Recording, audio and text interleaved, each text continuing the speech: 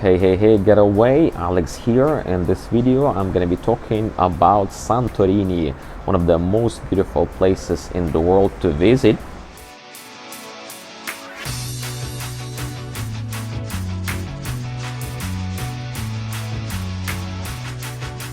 Now, if you're planning to go to Santorini in Greece via cruise ship, this video is definitely for you. Maybe you're planning to go there, or you are on the go, or you are almost about to go there, or maybe even if you visited before, please stay tuned, because I'm going to be sharing some tips and tricks about visiting this incredible place.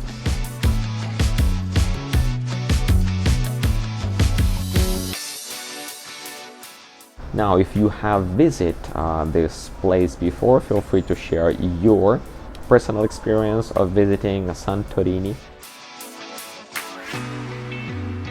Now, how to get to Santorini? Well, I know two major ways. First of all, via cruise ship, and the other one via plane. Well, I'm not sure, there are some local boats can get you from one island to another island, but we're not gonna talk about that. So let's say like this: if you specifically went there to stay there for a couple of days or a week or a couple of weeks, and you travel there particularly via plane, my congratulations to you. You did a good job. This is an incredible place. You're probably staying in one of those boutique hotels with a great view to the ocean, to the Mediterranean Sea, and the surroundings, and this cliff and all this beautiful nature. You did a good job. My congratulations. Plus, you have so much time to explore the culture and actually experience Santorini when it's not that busy during the day. Now, if you visit Santorini like I did, because I was working on a cruise ships, then first of all, my congratulations to you, because you almost about to experience one of the best places that I have seen in my life. I don't know, there's something about this place, the color of the water, the colors in general, the vibe. I really like it. There's something special about this place, the color of the buildings, the architecture. My congrats to you. However, if you're visiting via cruise ship, you have to be prepared for some logistic challenges or crowd control issues. Subscribe, like, comments as a beginner YouTuber, kindly appreciated. Now, from the very beginning, I want to tell you that unfortunately, or fortunately for the nature of this place, Santorini does not have the port. It has a pier, but no port. So basically all the ships, cruise ships that are arriving there, they are anchoring. So they're dropping the anchor, and then small boats, the tender boats, taking passengers, the guests, from the ships to the actual pier. Why there is no port? Well, I believe there's several reasons. From what I heard, first of all, it's difficult to make because basically Fira, or the island of Santorini, it's a remaining of the volcano, and so you're basically staying on the top of it. If you have a look at the map, you will see that it actually has this like a half moon shape, and in the middle you can see that there's another island. I actually have been there. I visited that island. It's uninhabited, or it's deserted island. There's no people there. There's no vegetation there. It's only lava, and I believe it's still kind of a little bit active. They do some excursions there, and you're walking on some sort of blackish ground, which basically remaining of lava or remaining of the volcano activity, and you can still experience some smoke there from time to time. But again, let's get back to the shape. So basically, when the ship arrives there, you're staying in pretty deep waters. Maybe that's one of the reasons why they don't have the pier there, and they probably trying to preserve the nature, which I completely support. So it's not a problem when there's one or two ships at the same time arriving to little town of Fira or Santorini Island. But what if there's five ships?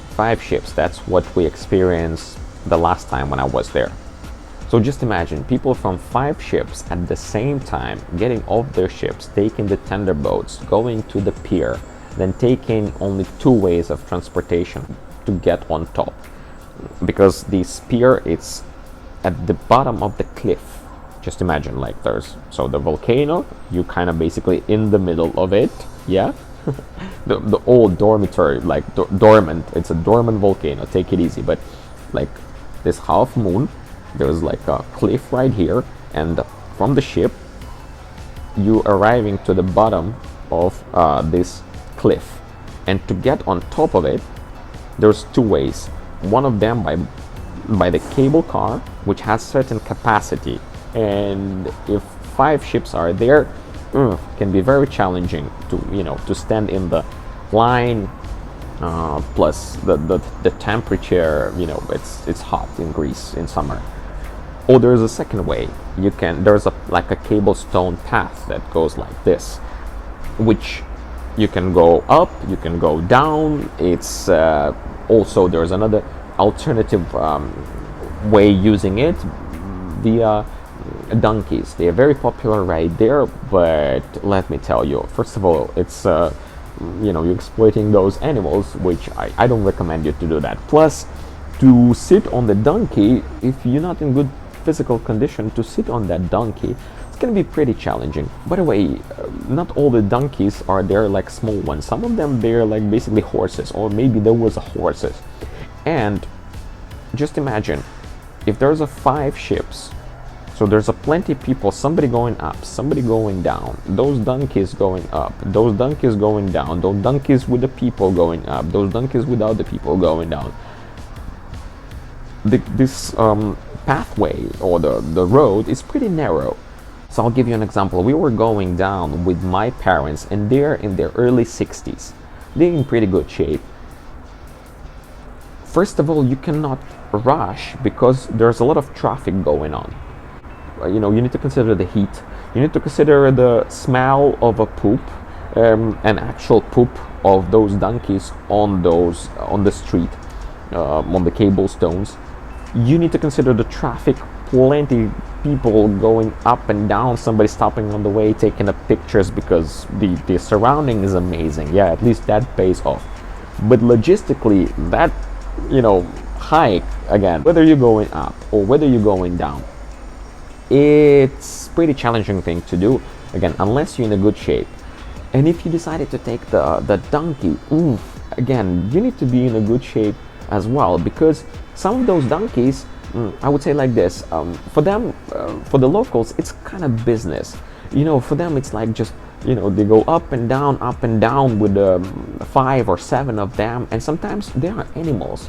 Sometimes they might behave, they can go to the right, or they do some crazy move, and just imagine, it can be dangerous not only for the person who sit on top of on the actual donkey, on the how to say, horseback, the donkey back. Yeah, it's also can be it can be dangerous for the person who's meeting the donkey down, because they navigate pretty chaotic here.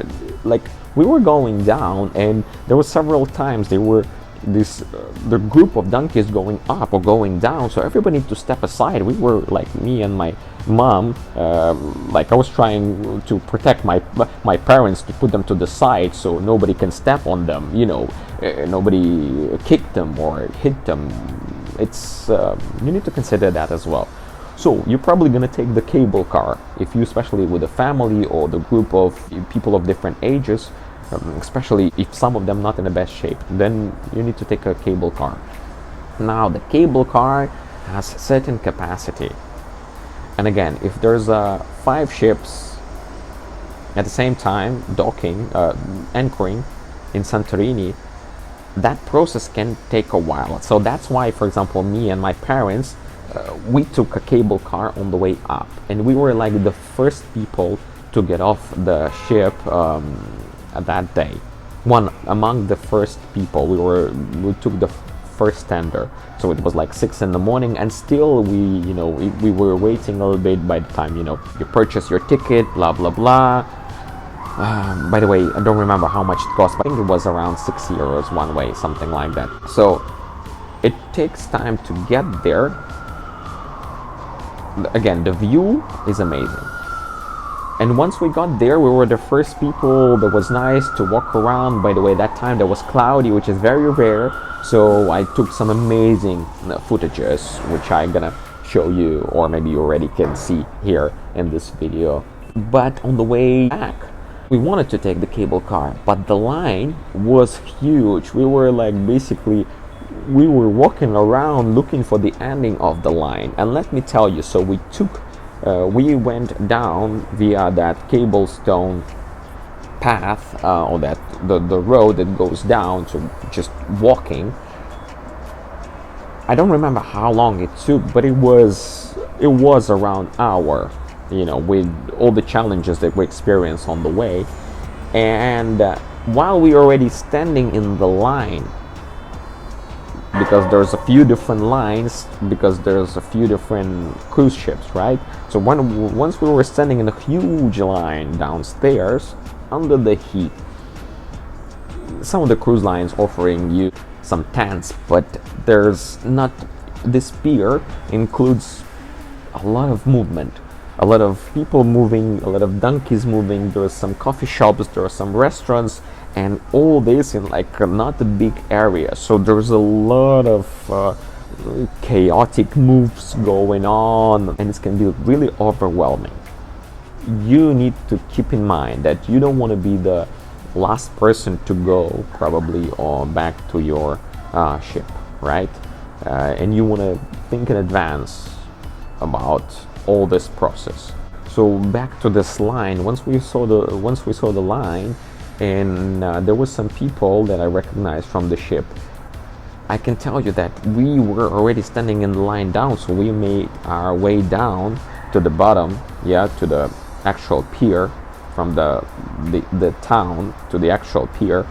So we were standing in the other line to get to the actual tender boat, the local tender boat, which was big.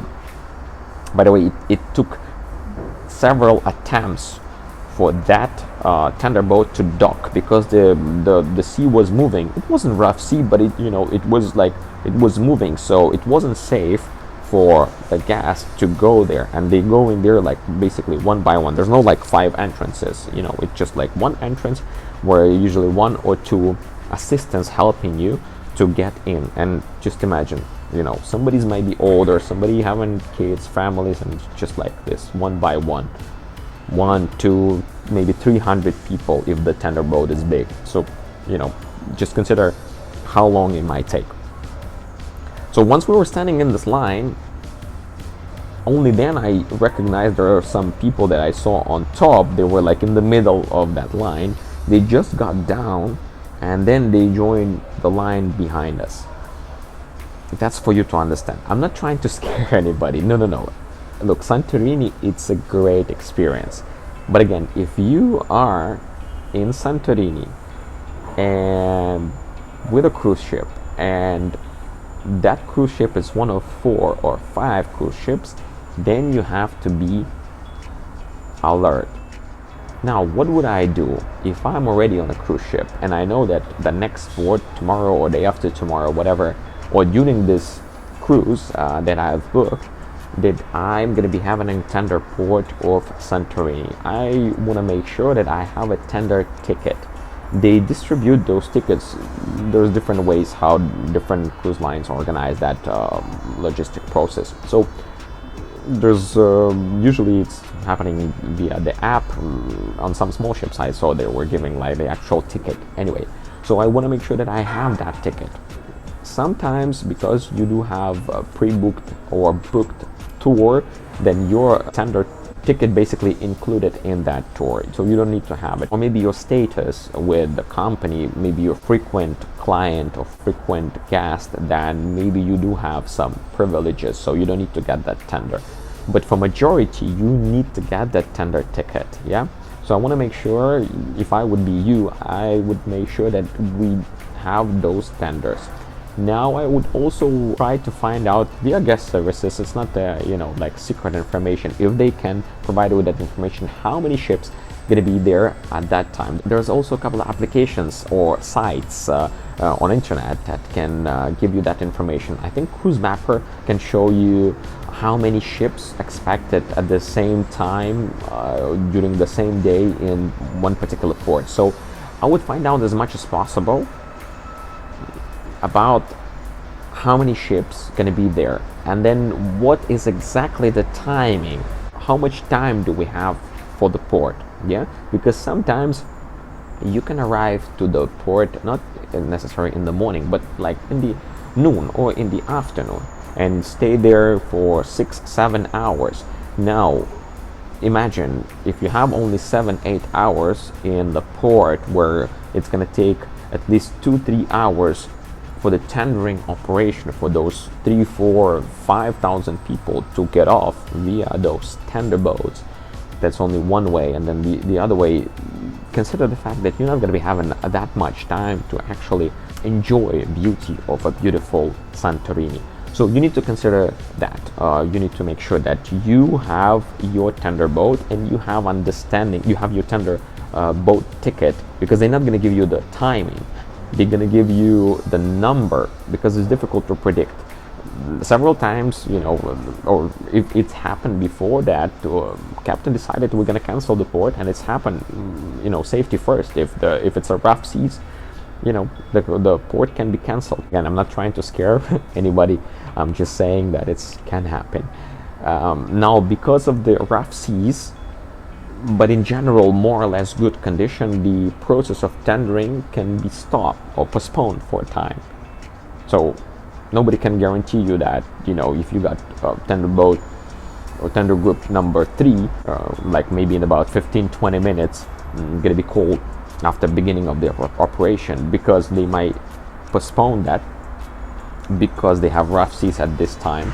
Also, what I experienced, the local authorities can postpone the tendering operation or stop it for a second, because there was at some point, from what I understand, so many people on the pier at the same time that the cable car and the donkeys could not manage. So this is, you know, this is another subject that, you know, why then they have so many ships arriving to that pier if the capacity is not allowing them to process all that. Well, think about it. It's all about money. I'm not sure. I heard that they're going to be limiting the quantity of the ships in the next seasons, but this season, this particular summer, or well, almost into fall,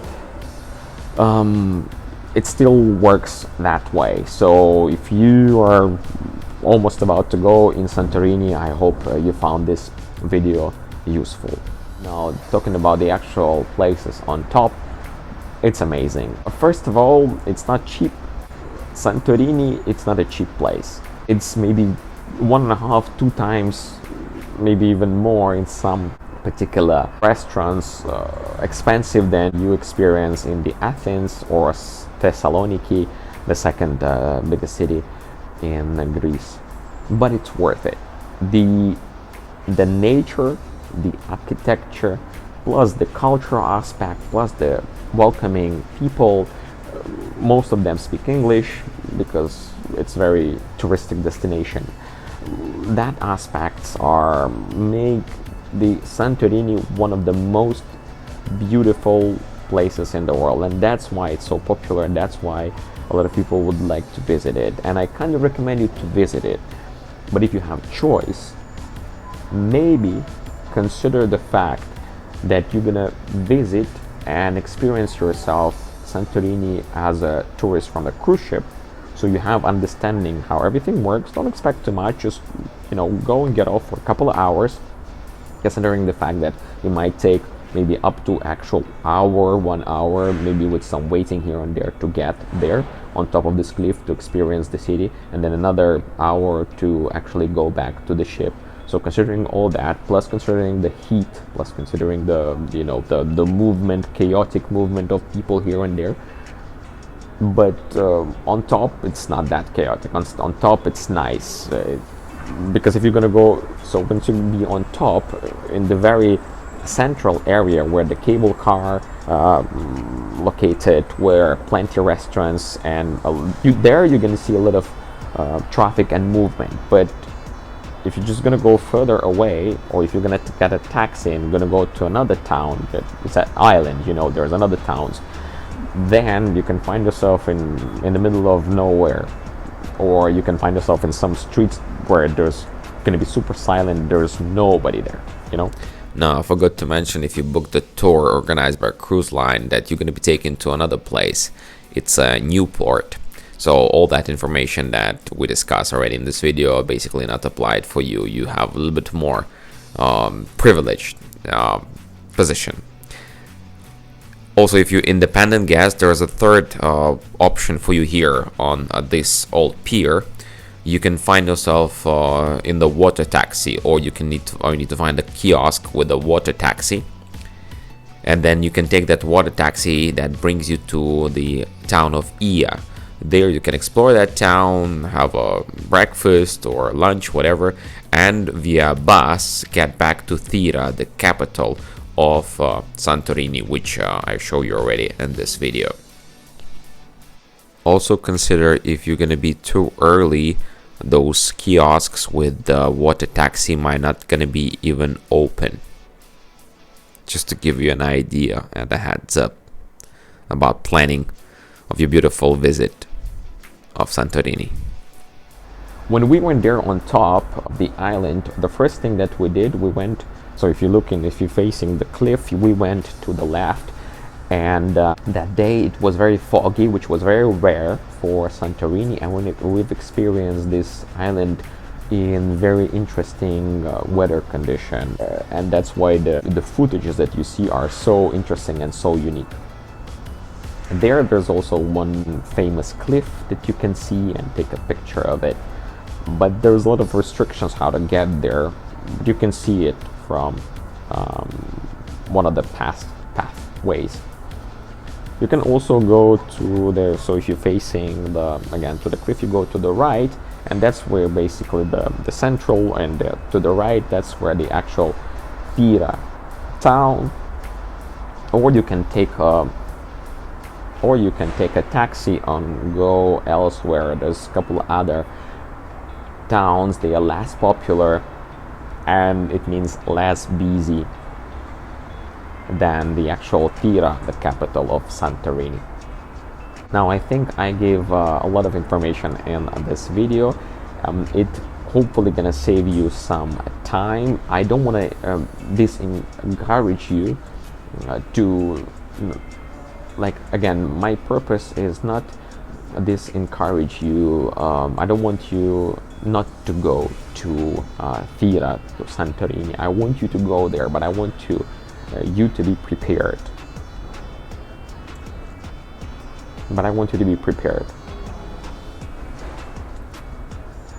Now, thank you very much for watching.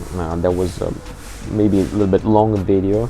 Now, thank you very much for watching. In this video, again, I didn't want to discourage you to go to Santorini. No, I want to encourage you to go there, but I want you to be prepared mentally, physically, to go there. Because again, if you go in there with a cruise ship, as you understand, you need some additional information, and I hope I kind of cover it all in this video.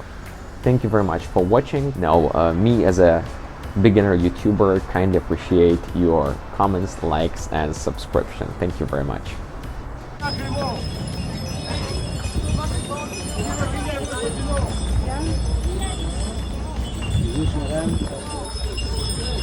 If you're in Santorini, guys, this is part of the experience. You should be trying to walking down. Just please don't exploit the animals, okay?